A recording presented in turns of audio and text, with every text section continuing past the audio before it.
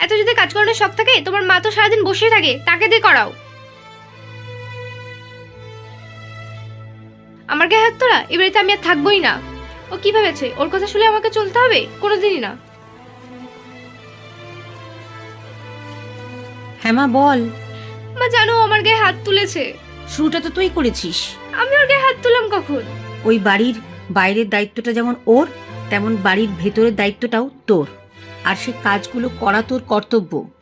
আর তুই সেই কাজগুলো না করে ওর মাকে দিয়ে যখন কাজগুলো করাবি বলেছিস, তখন তো ওর খারাপ লাগারই কথা। তুমি আমার মা হয়ে তুমি ওকে সাপোর্ট করে কথা বলছো? তোর মাকে দিয়ে যদি কাজ করাবে বলতো, তাহলে তোর খারাপ লাগতো না? আমি কাউকে সাপোর্ট করছি না, যেটা ঠিক সেটাই বলছি। আর এই বাড়িতে চলে আসার কথা ভুলেও ভাববি না। আর মুখে মুখে তর্ক না করে নিজের কাজটা কর, বুঝেছিস? তাহলে দেখবি ঝামেলা আর কখনো হবে না। সরি মা।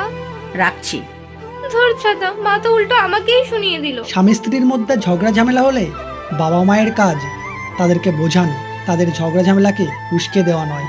মেয়ের বাবা মা বা ছেলের বাবা মা নিজের ছেলের বা নিজের মেয়ের দোষকে না দেখে ঝামেলায় ঘি ঢালে, তাহলে আগুন তো বাড়বে। তাই বাবা মাকে তাদের পাশে থেকে তাদের ভুলগুলোকে প্রশ্রয় না দিয়ে তাদেরকে শেখানো, বোঝানো, এটাই বাবা মায়ের কর্তব্য।